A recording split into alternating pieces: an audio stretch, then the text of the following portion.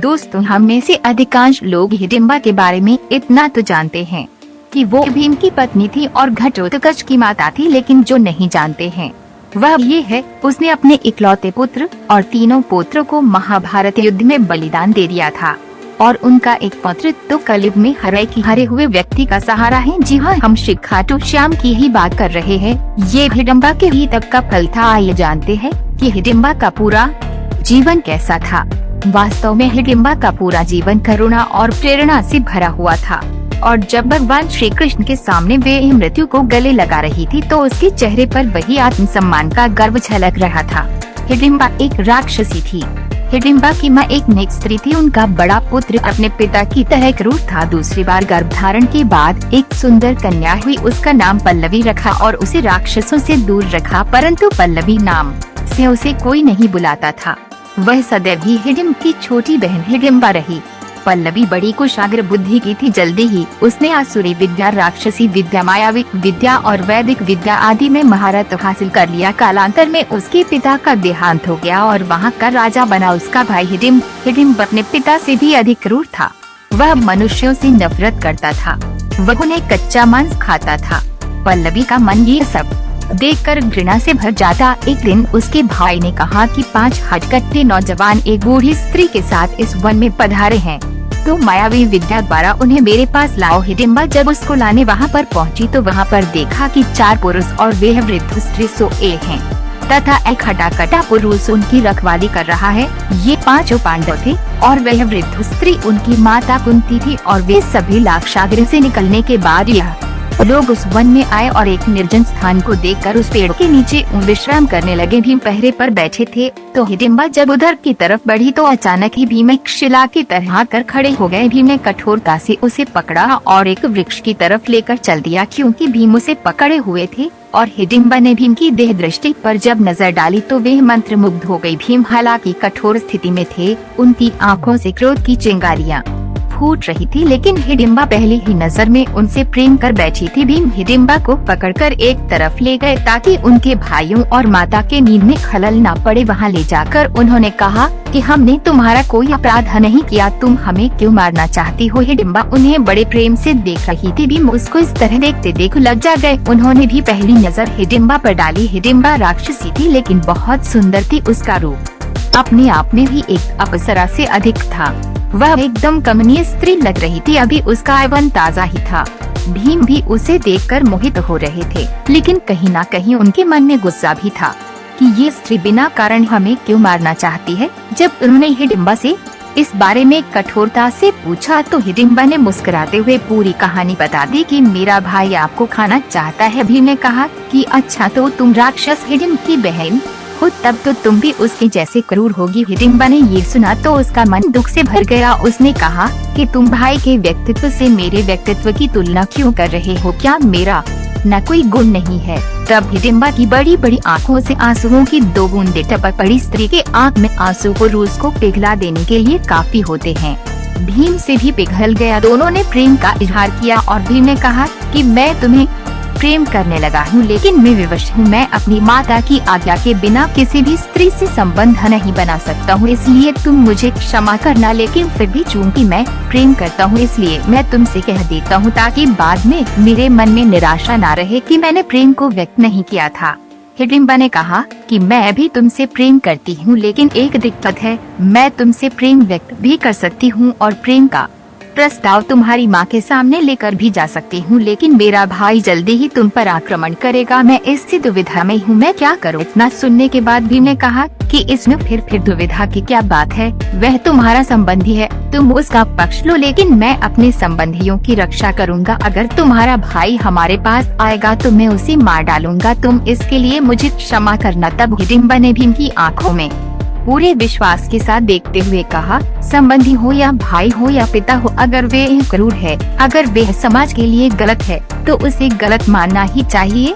न्याय के लिए अपने बंधु को दंड देना अधर्म नहीं, धर्म है। मैं चाहती हूँ कि तुम मेरे भाई का नाश कर दो और यहाँ के राज्य का संचालन अपने हाथ में ले लो। भीम ने कहा, ये कैसे संभव है? इस पर हिडिंबा ने कहा कि निकुंभला देवी की पूजा करने के बाद तुम उसका वध कर दो। तुम्हें कोई पाप नहीं लगेगा। तब भीमसेन ने हिडिंबासुर का वध किया और जब सभी पांडव माता कुंती के साथ वन से जाने लगे तो हिडिंबा भी उनके पीछे पीछे चलने लगी।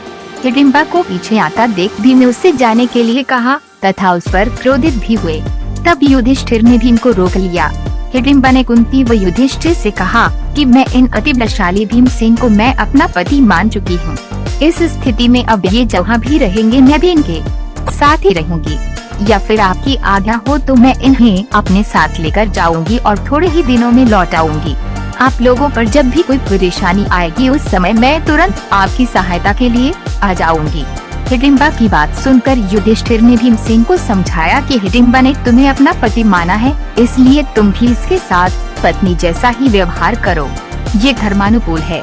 भीमसेन ने युधिष्ठिर की बात मान ली।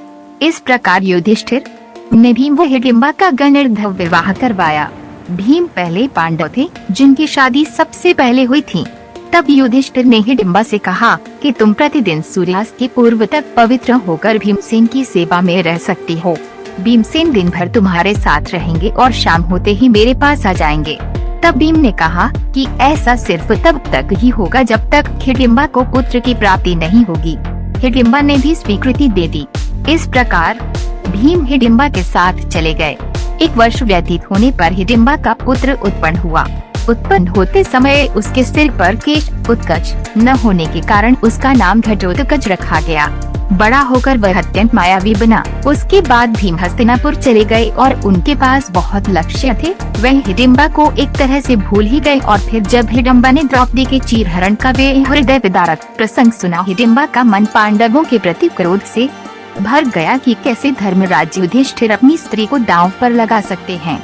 फिर द्रौपदी की पीड़ा उसके मन में फैलती चली गई। लेकिन जब भीम और पांडव दोबारा 12 वर्षों के लिए वनवास में गए तो उस समय द्रौपदी भी उनके साथ थी। तब हिडिंबा ने अपने पुत्र घटोत्कच को पांडवों के पास ले जाकर कहा, ये आपके भाई की संतान है, अतः ये आप लोगों की सेवा में रहेगा। इतना कहकर हिडिंबा वहाँ से चली गयी। घटोत्कच श्रद्धा से पांडवों तथा द्रौपदी के चरणों में प्रणाम करके बोला, अब मुझे मेरे योग्य सेवा बताएं। उसकी बात सुनकर द्रौपदी बोली, तुम पांडव वंश का सबसे बड़ा पुत्र है, समय आने पर तुम्हारी सेवा अवश्य ली जाएगी। इस पर घटोत्कच ने कहा, आप लोग जब भी मुझे स्मरण करेंगे मैं आप लोगों की सेवा में उपस्थित हो जाऊंगा। इतना कहकर घटोत्कच वर्तमान उत्तराखंड की ओर चला गया। फिर भीम को अपने पुत्र घटोत्कच की याद तब आई जब हिमालय को पार करने के लिए उन्हें मायावी शक्तियों की जरूरत थी और इसलिए उसे घने वन प्रदेश और कटीले पर्वतों से भरे हुए मार्ग को पार करने के लिए उन्होंने अपने पुत्र घटोत्कच को बुलाया। लेकिन हिडिंबा को कभी याद नहीं किया। उस समय भी महाभारत में जिक्र आता है कि उन्होंने हिडिंबा का कहीं भी नाम नहीं लिया, ना ही हिडिंबा के नाम कोई संदेश भेजा। हिडिंबा अपने हृदय में दर्द महसूस करती है। घटोत्कच अपनी माता के पास आज्ञा लेने के लिए जाता है। घटोत्कच ने कहा कि माता, अगर आप नहीं कहेंगे तो मैं नहीं जाऊंगा। लेकिन हिडिंबा जानती थी कि घटोत्कच अपने पिता को बहुत प्रेम करता है। वह आज्ञा देगी तो घटोत्कच रुक तो जाएगा, लेकिन उसका हृदय स्थिति को स्वीकार नहीं करेगा। इसलिए हिडिंबा ने बाहर से हंसते हुए और अंदर से जार जार आंसू बहाते हुए अपने पुत्र को वहाँ जाने की अनुमति दे दी। उसके बाद फिर भीम उन्हें भूल गया और भीम को दोबारा अपने पुत्र की याद आई। महाभारत के युद्ध में तब तक घटोत्कच का विवाह हलावत से हो चुका था और उसके 3 पुत्र भी हो गए थे, बर्बरिक, अंजान प्रवाह और मेघवर्ण। घटोत्कच अपने पुत्र अंजान पर्वत के साथ उसे युद्ध में भाग लेने के लिए गया और कर्ण के हाथ मारा गया। ये खबर आप जानते ही होंगे। फिर अपनी माता से अनुमति लेकर बर्बरिक वहाँ पर गए और बर्बरिक की कथा भी आप जानते हैं कि किस तरह कृष्ण जी ने उनका सिर भेंट में मांग लिया। घटोत्कच का पुत्र अंजान प्रवाह अश्वत्थामा के हाथ मारा गया। अंत में जब युद्ध समाप्त हुआ तो वहाँ पर हिडिंबा एक बार फिर युद्ध भूमि में जाती है। वहाँ पर उसने द्रौपदी को अपने गले से लगाया, फिर भीम की तरफ रुष्ट भरी नजरों से देखा और अपने पुत्रों की लाशों को अपने सीने से चिपका कर रो पड़ी। अंततः वे कृष्ण के पास गई। कृष्ण ने पहली बार उसे पल्लवी के नाम से पुकारा। हिडिंबा जो खुद ही अपना नाम भूल चुकी थी, उसका पल्लवी के नाम से पुकारा जाना अंदर तक आह्लादित कर दिया। कृष्ण ने कहा कि पल्लवी, तुम देवी हो, तुम इस जगत में देवी के रूप में पूजी जाओगी। और दोस्तों, आज भी उत्तराखंड में हिडिंबा देवी का मंदिर है और वहाँ पर हिडिंबा देवी की पूजा होती है। लेकिन फिर पल्लवी के मन में जीने की इच्छा समाप्त हो चुकी थी। उसने कृष्ण से कहा, कृष्णा, मुझे मुक्ति दीजिए। और फिर कहते हैं कि हिडिंबा अपने अंदर की अग्नि को प्रज्वलित करके उस अग्नि में अपने शरीर को भस्म कर देती है और श्री कृष्ण में विलीन हो जाती है। देवी हिडिंबा को लेकर विचित्र बात ये है कि एक राक्षसी होने के बाद भी इन्हें आज पूजा जाता है और इनकी पूजा से संतान के कष्ट भी दूर हो जाते हैं। हिडिंबा से विवाह के पश्चात भीम भी बाद में हिडिंबा को विदा देकर आगे चले गए थे। माता हिडिंबा के घोर और कठोर तप से प्रसन्न होकर उनकी आराध्य देवी ने उन्हें दर्शन दिए थे और साथ ही वरदान में देवी होने का आशीर्वाद भी दिया था। इस वरदान के पीछे का कारण था कि राक्षस कुल में जन्म के बाद भी वह तप पूजा पाठ में लीन रहती थी और परम कृष्ण भक्त थी। ऐसा कहा जाता है कि मनाली की जिस गुफा में माता हिडिंबा ने घोर तप किया था, उसी गुफा में आज माता हिडिंबा का मंदिर है। साथ ही इसी स्थान पर घटोत्कच का जन्म भी हुआ था। इसी कारण से ऐसी मान्यता है कि यहाँ आकर पूजा करने से संतान सुख की प्राप्ति हो जाती है। तो ये थी हिडिंबा की पूरी कहानी। उम्मीद है आपको ये पसंद आई होगी। जैसी भी लगी वे कमेंट बॉक्स में आप